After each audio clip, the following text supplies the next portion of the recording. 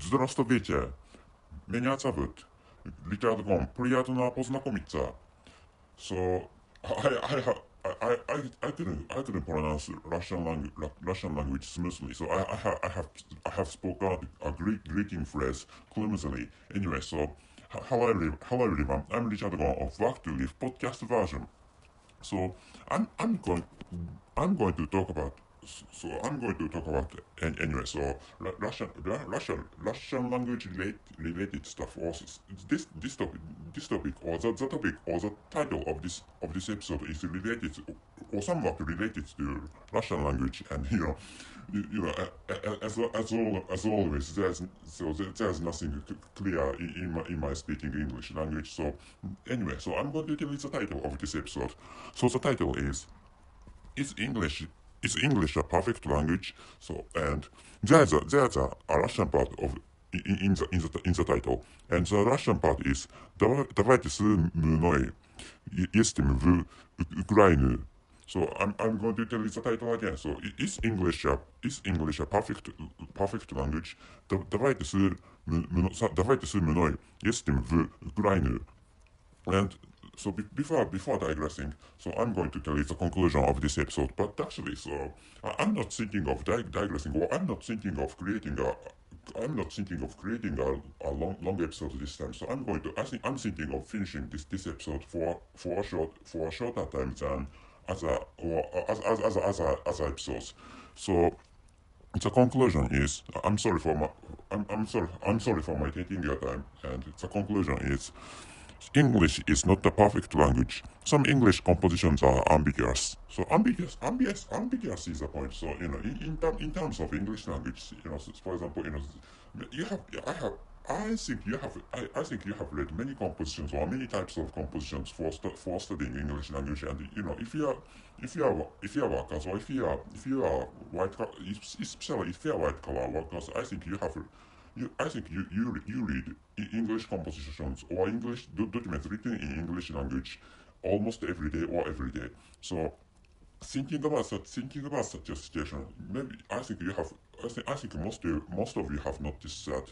So for example, what I'm telling you is that in the case of some English compositions, for example, so for example, if you have find some adjective, for example, any other adjective is fine. So, for example, so what should I say? And for example, this flower, and so this is a not this, this is a that is not a good example. So for example, there are there are beautiful flowers and girls. Please imagine such a situation. So please imagine, for example, there's a sentence like there are beautiful flowers and beautiful flowers and girls. So so the quiz or the question in this sentence is that whether so which words are modified by beautiful. So I told you, I said there are beautiful flowers and girls. So please imagine such a situation. And if you imagine beautiful girls are there, so so I don't know. So not I don't know. So I'd like to tell you, or I'd like to point out that So in that sentence, those so it cannot it's not possible to say that it's not possible to say that those girls are beautiful. So which is what they'd like you to know, or so anyway. So I think every language has such kind of defect or defective point, like so in the example of that sentence, like there are beautiful flowers and girls. So in such a case, so there at least there are beautiful flowers, aren't there? Which is a correct expression, or which is a correct understanding. Yeah, correct understanding is a better word for explaining the situation, or explaining the explaining the scene displayed or expressed with the sentence as an example.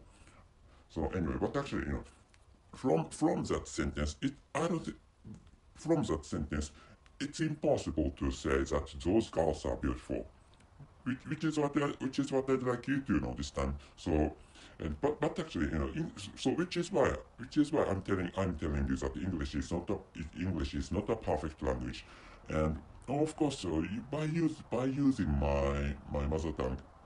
So by using my mother tongue, such point is obscure. So in my mother tongue, that is explained. 美しい花と少女がいる. Maybe this is a correct expression. So it's really a real situation. Like there are beautiful flowers and girls. Anyway, so but actually, so even translating into my mother tongue, so it's impossible to say that whether those girls are beautiful or not.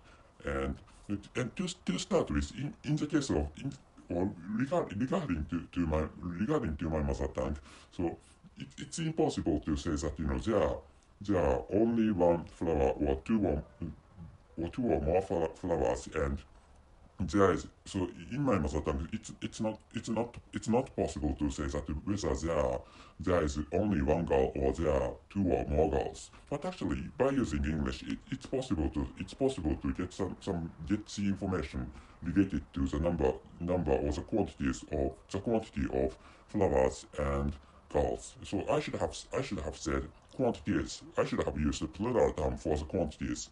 And there are beautiful flowers and girls, which is why, so at least there are two or more flowers, and at least there are two or more girls in some place, in some place, in the sentence. So, but actually, so in the case of, for example, sometimes so if you write some English compositions, and they are in one sentence, so sometimes objective and other elements, other words playing different roles come into one sentence. Anyway, so not only so in which case, sometimes so things grow complicated in some English compositions. So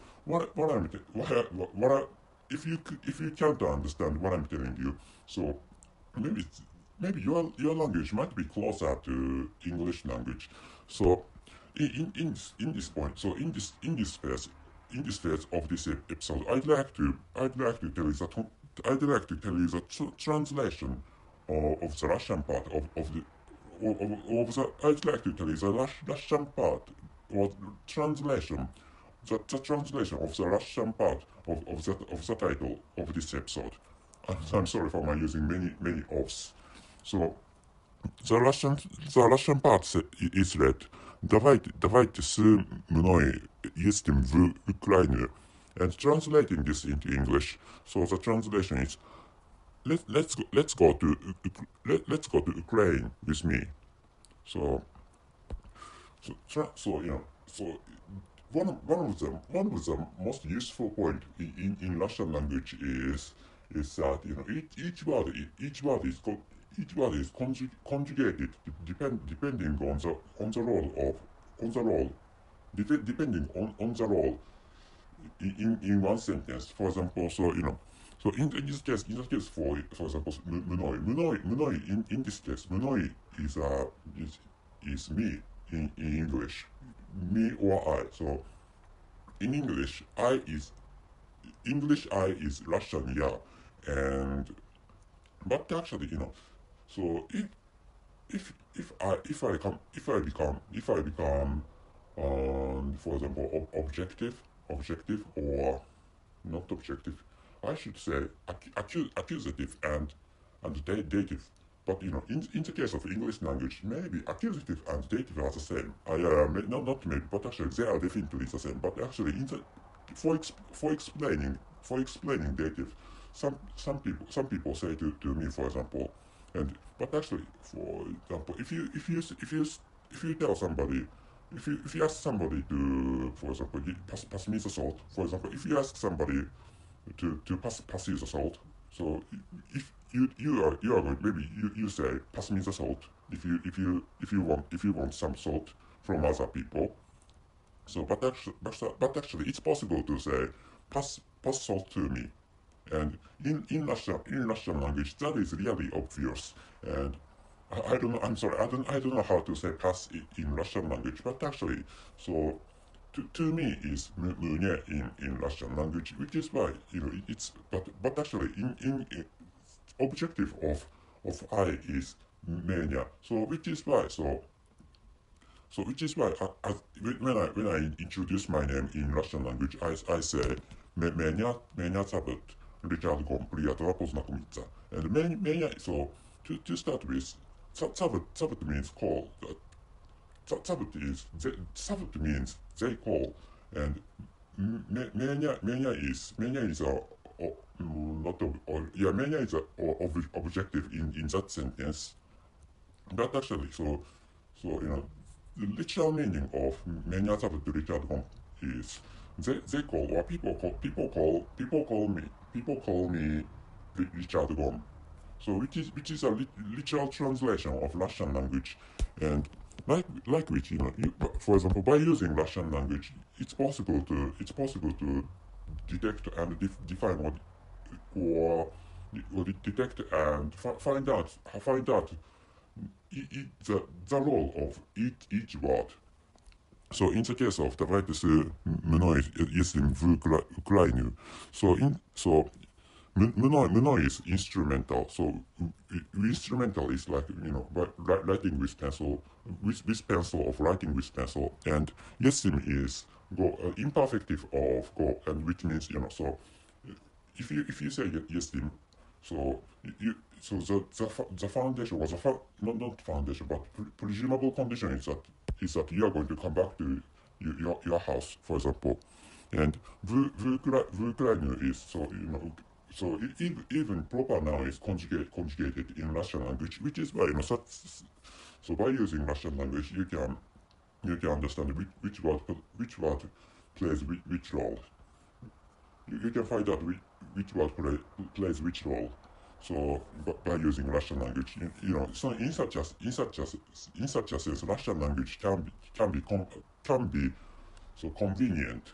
But actually, like which, so of course, each language has its own defect, and in the case of English language, sometimes so which word plays which role can become ambiguous. And in the case of my mother tongue, so singular term and plural terms, singular or plural are ambiguous.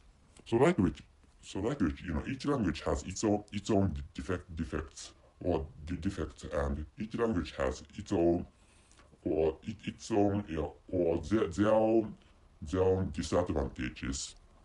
So which is why, so to start with, I don't think there is a perfect language on theirs. But actually, anyway, if you find English a perfect language, I don't think it's correct.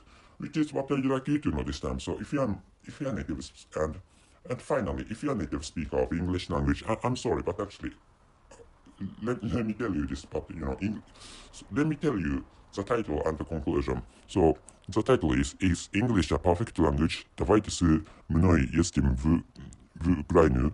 So the conclusion is English is not a perfect language. Some English compositions are ambiguous. So which is why, so if your mother tongue is English language, so how about studying another language? I think so by doing which I think you can enjoy. I think by doing which I hope you can find out. I hope you can find out that studying foreign languages is really so exciting, or it's really interesting. Studying foreign languages is interesting, which is what I'd like you to know this time. So that's it. Thank you very much for your listening. See you.